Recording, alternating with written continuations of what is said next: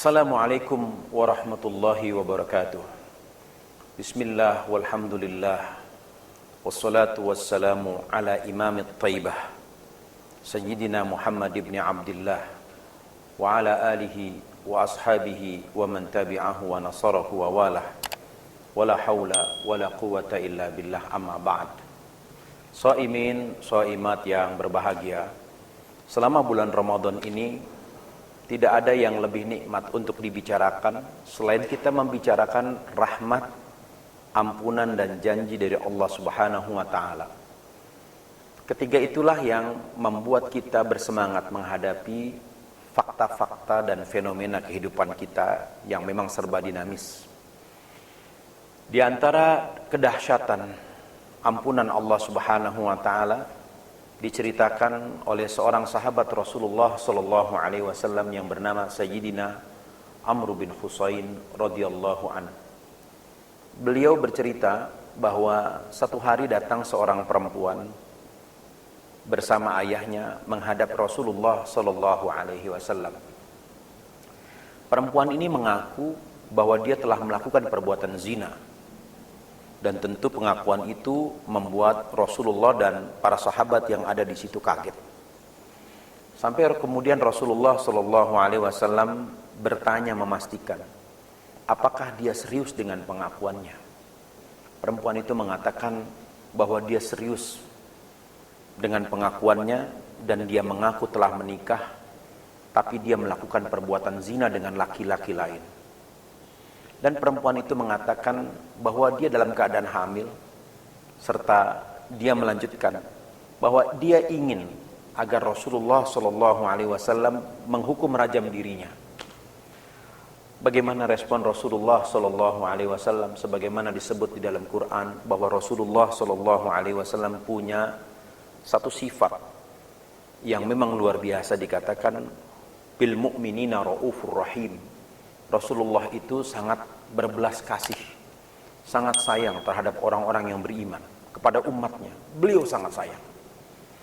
Ketika perempuan itu minta dihukum agar dia dirajam karena melakukan perbuatan zina, Rasulullah tidak langsung mengatakan kepada para sahabat untuk menyiapkan semua prosesi, semua prosedur supaya hukuman rajam itu ditegakkan. Tapi Rasulullah kemudian mengatakan kepada ayah dari perempuan itu, urus anakmu baik-baik, perlakukan dia dengan baik. Jika dia sudah melahirkan nanti, baru dia datang lagi kepadaku. Singkat cerita, setelah lewat 9 bulan, perempuan itu setelah melahirkan, dia menyusui anaknya, dia datang lagi bersama bapaknya menghadap Rasulullah Sallallahu Alaihi Wasallam, menagih kapan dia bisa melaksanakan hukuman rajam. Masya Allah, subhanallah. Ada orang mengaku berbuat salah dan minta dihukum. Ini yang membedakan umat Nabi Muhammad masa lalu dengan umat Nabi Muhammad zaman sekarang. Lalu kemudian Rasulullah Shallallahu Alaihi Wasallam setelah yakin bahwa perempuan itu betul-betul meminta supaya dia dirajam karena melakukan perbuatan dosa besar, akhirnya Rasulullah menentukan hari dan tempat di mana perempuan itu dirajam. Singkat cerita, perempuan itu dirajam, dia mati karena lemparan batu yang bertubi-tubi ke arah dirinya.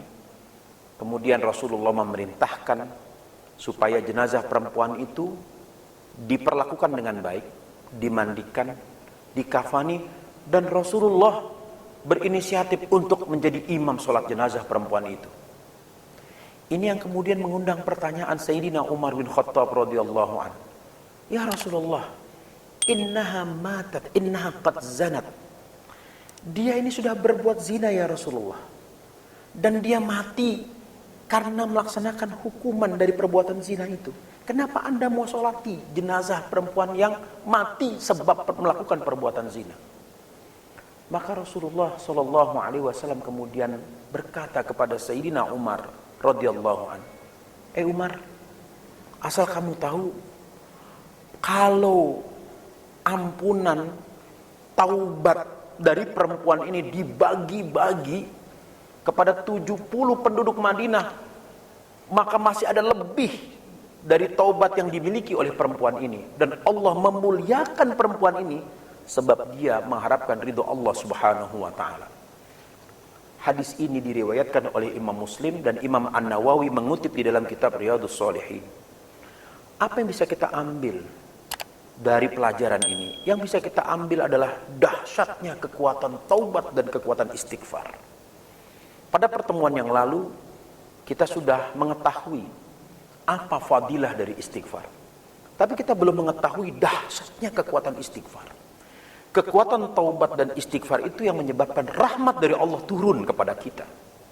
Sehingga Nabi mengatakan, andaikan taubat perempuan ini dibagi kepada 70 penduduk Madinah, dia masih punya taubatnya itu.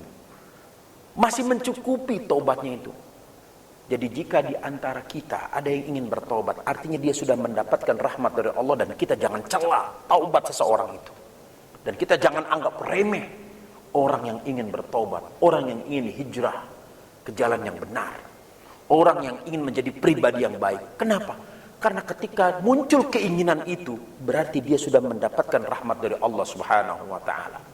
Apalagi jika taubat itu kita ungkapkan di bulan suci Ramadan ini, luar biasa dahsyatnya, karena taubat dan ampunan yang kita dapatkan dari Allah di bulan ini akan menjadi modal penting bagi kita untuk menjalani bulan-bulan selanjutnya.